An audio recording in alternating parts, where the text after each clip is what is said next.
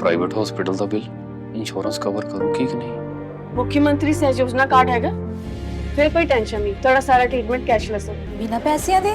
जी हाँ, ਹਰੇਕ ਨਾਗਰਿਕ ਜਿਹੜਾ ਹੈ ਉਹ ਮੁੱਖ ਮੰਤਰੀ ਸਿਹਤ ਕਾਰਡ ਜਦੋਂ ਬਣ ਗਿਆ ਤਾਂ ਉਹ 10 ਲੱਖ ਰੁਪਏ ਦਾ ਮੁਫਤ ਤੇ ਕੈਸ਼ਲੈਸ ਜਿਹੜਾ ਇਲਾਜ ਕਰਾਉਣ ਦੇ काबिल भी होगा, एलिजिबल भी होगा। पंजाब सरकार लेकर आई है दुनिया की पहली सेहत योजना। अब पैसे के कारण पंजाब का कोई भी नागरिक बढ़िया इलाज से वंचित नहीं रहेगा। सेहत का हक सबके लिए। दोस्तों, आज की बड़ी खबरें। ईरान के विदेश मंत्री अराक्ची का अमेरिका को साफ पैगाम, धमकी बंद करो तभी बातचीत होगी। वहीं तुर्की का बड़ा इल्जाम, इजराइल अमेरिका को ईरान पर हमले के लिए उकसा रहा है। वहीं मोसाद एजेंट का सनसनीखेज कबूलनामा, ईरान में मिसाइल लॉन्चर पर रिमोट हमला। वहीं सीरिया में सरकार और वाईपीजी के बीच सीजफायर समझौता। दोस्तों, मिडल ईस्ट से लेकर यूरोप तक सियासत और जंग के हालात तेजी से बदल रहे हैं। मैं हूं आपके साथ नदीम अकरम और आप देख रहे हैं पल पल न्यूज, जहां दोस्तों ये तमाम बड़ी खबरें आपके स्क्रीन पर होंगी। जहां पहली खबर देख सकते हैं, अराक्ची का बड़ा बयान, तुर्की से धमकी, बंद करो तभी होगी बात। दोस्तों, तुर्की में मौजूद ईरान के विदेश मंत्री अब्बास अराक्ची ने अमेरिका को लेकर बहुत साफ और सख्त बात कही है। अराक्ची ने कहा है कि हमारा तजुर्बा यही बताता है कि अमेरिका कभी वफादार नहीं रहा, उसने कभी नेक नियत से काम नहीं किया। उन्होंने साफ किया कि ईरान आज भी तमाम डिप्लोमेटिक रास्तों के लिए तैयार है, लेकिन धमकियों के साए में कोई बातचीत मुमकिन नहीं है। अराक्ची ने यह भी खुलासा किया कि अमेरिका बार बार अलग अलग बिचौलियों के जरिए ईरान से बातचीत की दरख्वास्त भेज रहा है। उनका कहना है कि पहले धमकियों की जुबान बंद करनी होगी, तभी बातचीत का दरवाजा खुलेगा।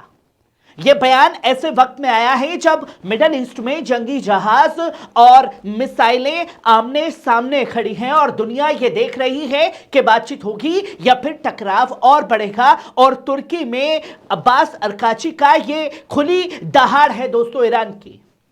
वही आप दूसरी खबर देखिए। दोस्तों, तुर्की के विदेश मंत्री हाकिन फिदान ने एक बेहद और बहुत अहम चौंकाने वाला खुलासा किया। उन्होंने कहा कि तुर्की साफ तौर पर देख रहा है कि इजराइल अमेरिका को ईरान पर फौजी हमला करने के लिए उकसा रहा है। हाकिन फिदान ने चेतावनी देते हुए कहा कि इजराइल की ये कोशिशें पूरे इलाके की नाजुक हालत को और ज्यादा खतरनाक बना सकती है।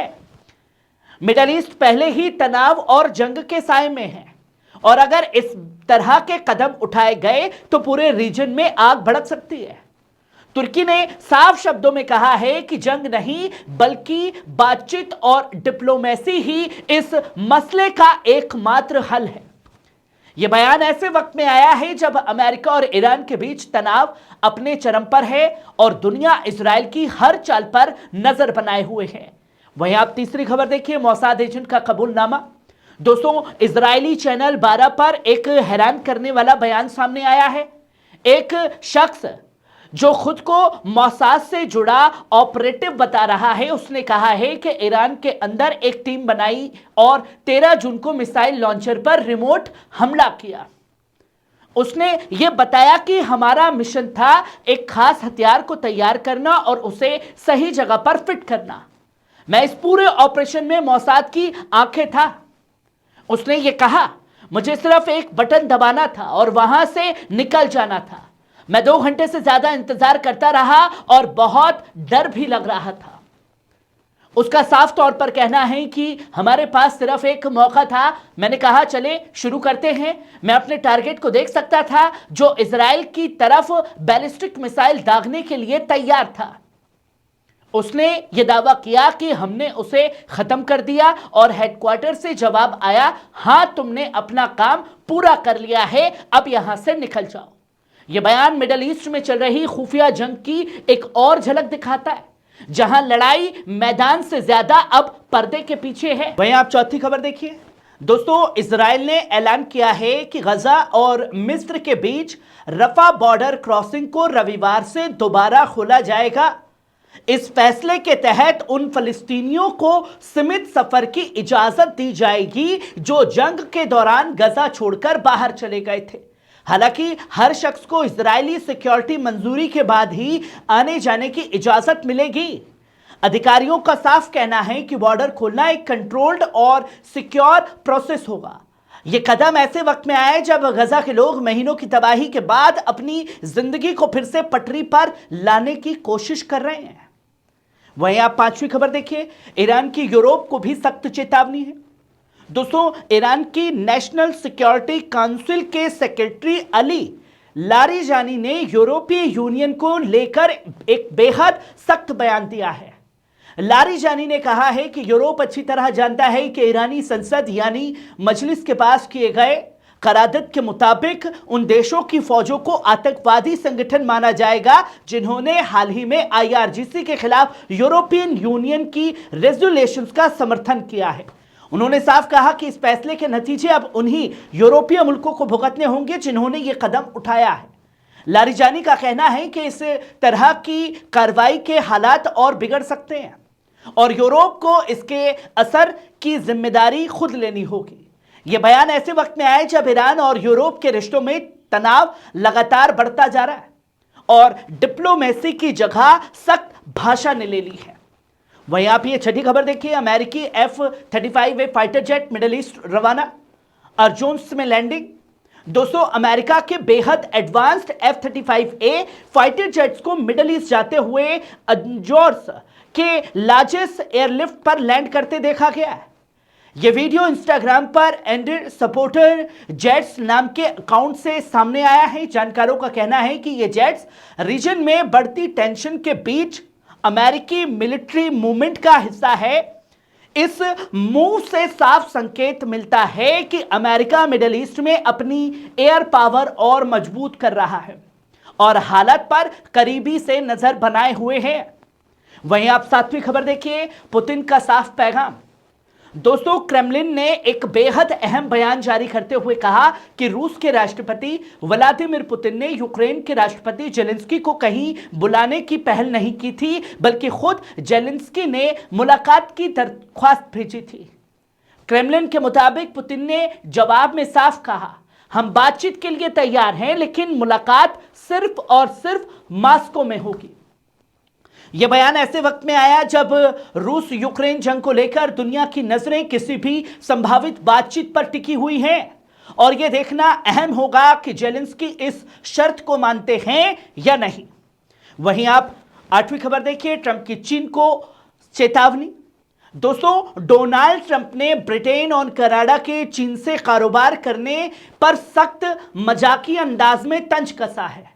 ट्रंप ने कहा है कि ब्रिटेन के लिए चीन से बिजनेस करना बहुत खतरनाक है, लेकिन कनाडा के लिए तो यह और भी ज्यादा खतरनाक साबित होगा। उन्होंने यह भी कहा कि कनाडा की हालत पहले ही ठीक नहीं है और चीन को हल समझना बड़ी गलती होगी। ट्रंप ने मजाक उड़ाते हुए कहा कि सबसे पहले चीन यही कहेगा, अब तुम आइस हॉकी नहीं खेल सकते, और कनाडा को यह बिल्कुल पसंद नहीं आएगा। इस बयान से यह साफ है कि ट्रंप एक बार फिर चीन के खिलाफ सख्त लहजा अपनाते दिख रहा है। वहीं आप नौवीं खबर देखिए, सीरिया में बड़ा समझौता। दोस्तों, सीरिया की सरकार और YPG SDF के बीच एक बड़ा सीजफायर समझौता तय हो गया है। इस डील के तहत फ्रंट लाइन से फौजों की वापसी होगी और हसाका का कमशीली में गृह मंत्रालय की सिक्योरिटी फोर्स तैनात की जाएगी। समझौते में यह भी तय हुआ कि YPG और SDF की यूनिट्स को सीरियाई सेना के ढांचे में शामिल किया जाएगा और ऑटोनॉमस एडमिनिस्ट्रेशन के इदारों को सरकारी इदारों में मिलाया जाएगा। इस डील में कुर्द नागरिक और तालीमी अधिकारियों को गारंटी और विस्थापित लोगों की वापसी का वादा भी शामिल है। इस समझौते का मकसद सीरिया की जमीन को एक करना, कानून लागू करना और मुल्क की दोबारा तामीर राह खोलना है। वहीं आप आखिरी और 10वीं खबर देखिए, एर्दोगन और ईरान के राष्ट्रपति की बातचीत। दोस्तों, तुर्की के राष्ट्रपति रजब तैयब अर्दोगान ने ईरान के राष्ट्रपति मसूद पेजेश्किन से फोन पर अहम बातचीत की।